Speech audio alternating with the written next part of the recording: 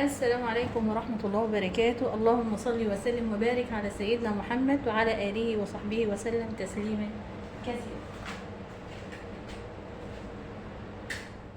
أهلا بكم في فيديو جديد النهاردة. تعالوا نعمل بقى حاجة كده حلوة تنفع للفطار وللغدا، وعلى فكرة تنفع كمان يا بنات للفطار وللعشاء، وتنفع للغدا، خصوصا ان احنا في الحر دايما بندور على الاكلات الخفيفه، او بندور على الاكلات اللي ناكلها بعيش. ما بيكونش مستحب يعني اكلات الرز وكده بتكون تقيله شويه في بعض الايام الحر الاول. فالنهارده هنعمل اكله كده حلوه بتاع امهاتنا، اكله شعبيه. عندنا الفول، وانا جايبه الفول بصراحه من المطعم، لكن ممكن ان احنا ندمسه في البيت عادي، بس انا كنت مستعجله وجبته من المطعم. هعمل بصلايه هنا، وهعمل الفول بتاعي بالصلصه او بالطماطم او بالقوطه، ايا كان بقى المسمى بتاعها ايه في بلدكم. هعمل هنا بصلايه حلوه كبيره كده. على فكره البصل من الحاجات المفيده للجسم، من الحاجات اللي بتدي نكهه حلوه لاكلاتنا. هخرطها ناعم زي ما انتم شايفين كده. بعد ما اخرطها بس هولع عليها النار، وهوريكم هعمل بقيه الخطوات ازاي يا بنات.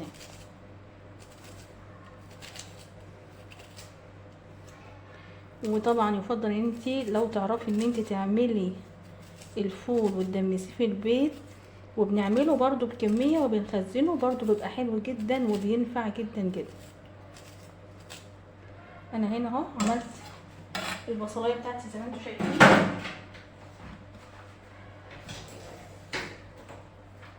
يلا بقى اولع النار واجيب معلقه من الزيت ومعلقه من السمنه عليها.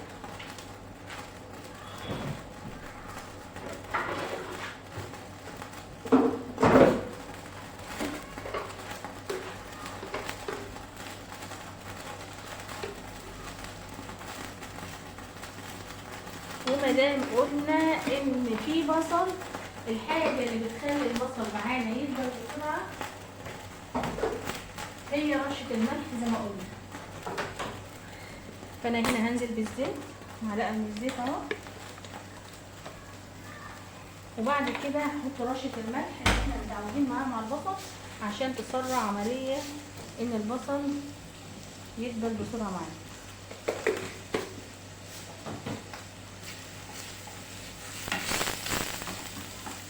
في حاجتين بقى احنا بنعملهم في الطماطم مع الوصفه بتاعت النهارده، هي اننا نعمل الطماطم تكون زي السلطه، او اننا نعملها ونعصرها. والحقيقه انا النهارده هعملها سلطه معاكم دلوقتي.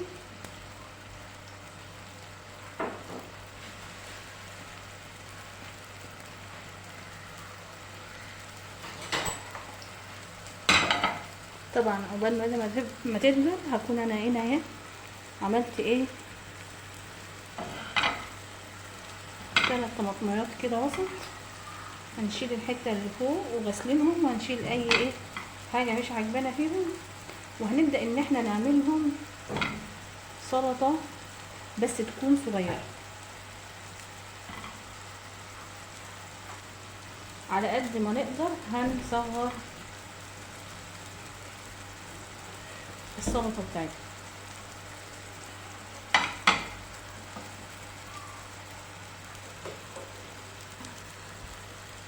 والنار شغاله على نار هاديه طبعا لغايه ما اعمل الطماطم بتاعتي. الطماطم دي ممكن تتعمل عصير تبشريها في الخلاط بتاعك، برضو بتدي نفس النتيجه. في ناس بيحبوا الفول عليه طحينه، ممكن تضيفي، بس الطماطم ما يتضافش عليه طحينه. في ناس بتحب ممكن تضيفي فلفلايه، عادي ضيفي فلفلايه. بس احنا بقى اكلات امهاتنا كده كنا متعودين عليه ان هو بصل وطماطم وبس، وبتدينا ايه نتيجه حلوه وطعم بصراحه تحفه. وفي طريقة تانية للفول برضو هنجربها معاكم في فيديو تاني من الفيديوهات، ان احنا ممكن نعمله كده بالطماطم، وبعد كده بنحطه في طواجن او في طاجن كده يكون وسط او على حسب ما انت عايزه، وبعد كده نفقش عليه من فوق بيض عيون، ونرش رشه ملح وفلفل اسمر على البيض من فوق، ودخليه بقى يا ست الكل كده الفرن بتاعك. البيض ده يستوى وياخد وش، وبعدين تقومي حاطه عليه شويه موتزاريلا بقى لو حابه تجودي، يعني حاجات من اكلات بسيطه ممكن ان احنا نعمل اكله فخمه فعلا بمعنى الكلمه. انا عايزه البصله دي هتاخد اللون الاصفر الفاتح خالص يا بنات.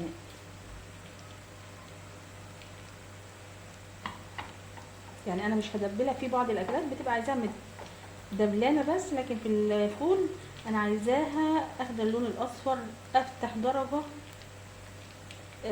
في اللون الاصفر او الذهبي الفاتح الخالص.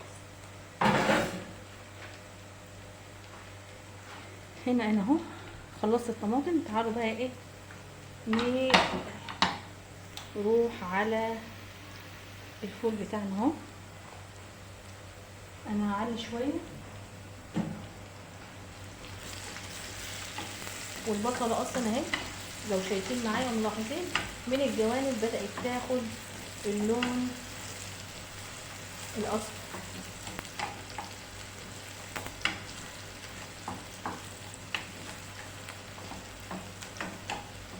هنقلب كده لحد ما تاخد اللون اللي احنا عايزينه. جنبنا الطماطم جاهزه.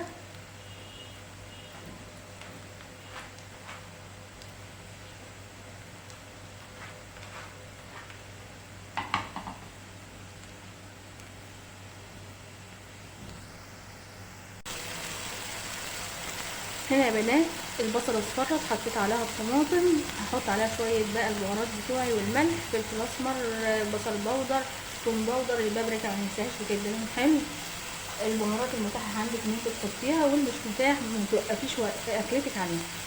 هسيبها بس شويه تاخد وتدي كده مع بعضها، والطماطم تدبل شويه مع البصله، وبعد كده هنزل بالفول بتاعي. هنا بقى انا نزلت اهو بالفول، حطيت البهارات بتاعتي، وهسيبهم يبقبقوا شويه مع بعض كده ويندمجوا مع بعض، وبعد كده نقدمه بقى. وده هيكون يا بنات اهو الشكل النهائي بتاعه. عايزه تسيبيه بقى لما ينشف شويه عن كده تمام، مفيش اي مشكله. اتمنى ان فيديو النهارده يكون نال اعجابكم. اكله سهله وسريعه ولذيذه، وتنفع فطار غدا عشاء، ومن الحاجات الحلوه اللي مش مكلفه خالص. متنسوش اشتراك في القناه وتفعيل الجرس عشان يوصلكم كل جديد مني.